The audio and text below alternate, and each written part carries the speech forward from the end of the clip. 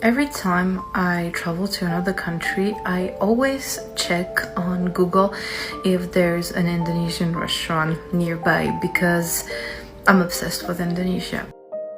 Yo gengs, bayangin lo lagi sendirian traveling di negara yang budayanya benar-benar berbeda. Bahasanya asing, suasananya ramai, dan kamu cuma modal Google Maps serta rasa penasaran. Nah, disitulah kisah ini dimulai. Kisah tentang seorang wanita asal Swiss yang hampir meneteskan air mata, bukan karena takut, tapi karena kebaikan tulus orang Indonesia yang ia temui jauh dari tanah air, tepatnya di Cairo, Mesir. Buat wanita ini, traveling bukan cuma soal foto di tempat ikonik atau checklist destinasi terkenal.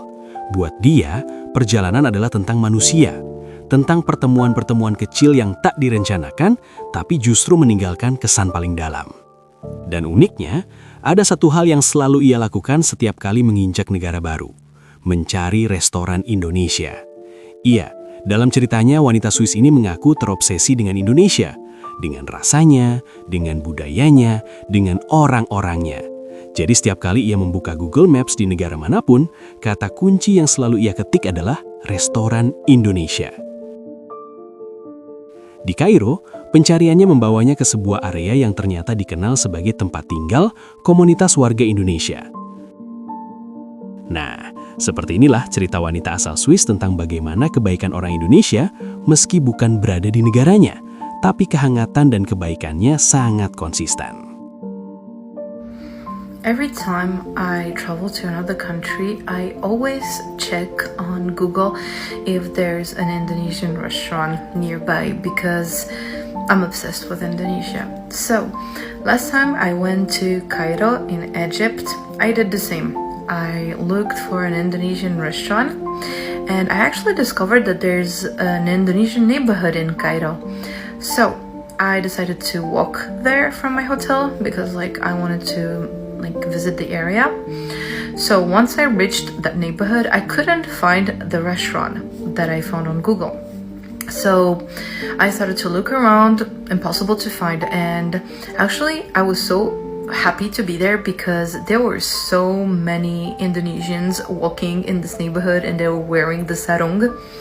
So I felt so good being there, and I stopped one of the guys to ask where I can find this restaurant. I showed him my phone and we spoke a little bit of Indonesian and he was so nice. He helped me out. He was in a hurry, but he took time to take me to that restaurant in the neighborhood. It wasn't really far, but still it was so kind of him. And once we got there, he helped me out with the menu, to get the food, and I got seated and he was talking with me, but at some point he was like, "Hey, I'm really sorry, I wish I could stay, but I really have a class right now." He really had to go. And I was like, "Oh my god," I'm thank you so much, and it's totally okay. You have to do something, please go. I don't want you to be late because of me. And he left, I ate my food, and then I went to the cashier to pay, and the guy told me, "Oh, no, your friend already paid for you." That was so cute, and if you see this video, I don't know who you are and I don't know your name, but thank you so much. That was such a sweet thing to do. I was a solo female traveler, and getting this kind of kindness from an Indonesian so far away from his home. You guys are amazing everywhere in the world. Nah gengs, lewat video curhatnya yang kemudian viral di media sosial, wanita ini menyampaikan betapa terharunya ia dengan konsistensi kebaikan orang Indonesia. Baginya, ini bukan pengalaman pertama. Di berbagai negara, ia selalu merasakan hal yang sama ketika bertemu orang Indonesia. Ramah, peduli, dan ringan tangan tanpa pamrih. Kisah ini sederhana tapi kuat. Ia mengingatkan kita bahwa identitas bangsa bukan hanya tentang simbol dan paspor. Identitas sejati justru terlihat dari bagaimana seseorang bersikap saat tidak ada yang melihat, saat berada jauh dari rumah, dan saat berhadapan dengan orang asing. Di Cairo, seorang pria Indonesia membawa rumah bersamanya, bukan dalam bentuk bangunan, tapi dalam bentuk sikap. Dan dari situlah, seorang wanita Swiss hampir menangis, karena menyadari bahwa di dunia yang luas ini, kebaikan masih hidup, dan Indonesia adalah salah satu wajahnya. part 3 of Indonesians' amazing kindness that I experienced. So in 2017, I was traveling with my best friend and my French boyfriend, now my ex, in Sulawesi from north to south for 1 full month. And we didn't book any hotel because we didn't know how long we wanted to stay in each place. So when we arrived in Manado, we were supposed to take the boat to go to Bunaken, but we didn't book any hotel in Bunaken. So once we were on the boat, we wanted to check for a hotel online, but our internet connection was not working. So we were like, okay, maybe we'll find something once we reach Bunaken. And on the boat, there were just us, Bule, and all locals otherwise. So this amazing Indonesian lady, she starts talking with us, asks us questions, where we're from and so on. And we ask her like, hey, do you know any hotel in Bunaken? Because like we didn't book anything yet.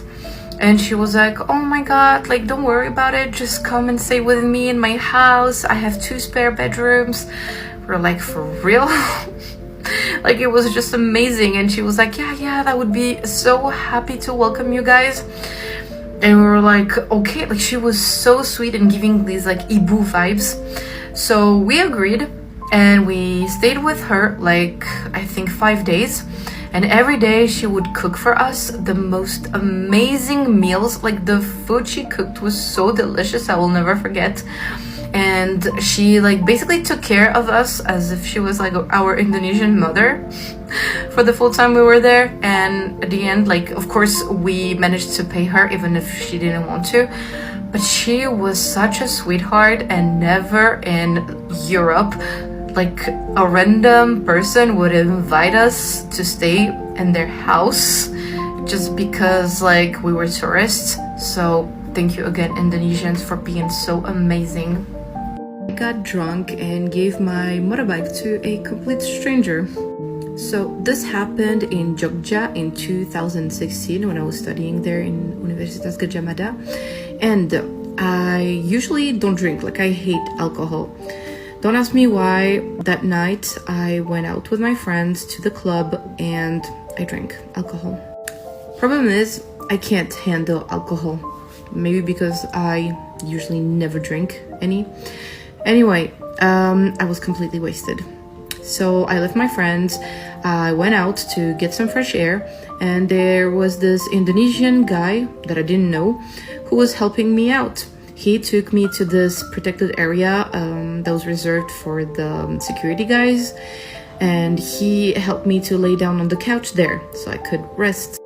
Unfortunately, I was so drunk that I started puking everywhere, and it made me feel awful.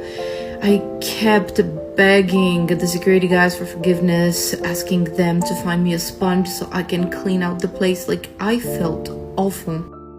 And the security guards, they were so sweet, like calm, and they were telling me, don't worry, this happens all the time. So obviously I had to go home. And this stranger, this Indonesian guy who was helping me, he asked me for my address so he could order go-car. And when the car came, he helped me get into the car. And that's when suddenly I remembered, hey, my motorbike is parked here.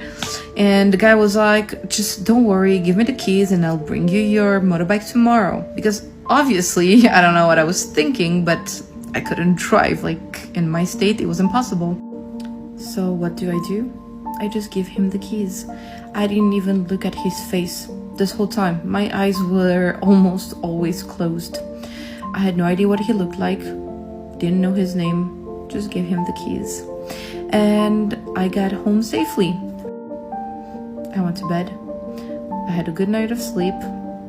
When I wake up, slowly I start to remember that evening and everything that happened. And I realize that I gave my motorbike to a complete stranger. I go outside of the house and I check just to make sure, and indeed my motorbike was not there. So I get a call with a friend of mine that was with me that night at the club, and he tells me to call the owner of the motorbike because it was a rental, to say that it was stolen. but I couldn't do that. And deep down, I had this thought and feeling that I always met amazing Indonesian people. Why would this time be different, you know? So I was like, I'll wait. And a few hours later, someone knocks on my door, and I open it, and here he is with my motorbike, the stranger with long hair. I don't remember his name. I don't even remember his face. It was 10 years ago. But I will never forget his kindness. Honestly, the Indonesian people I met since I started traveling here are just priceless.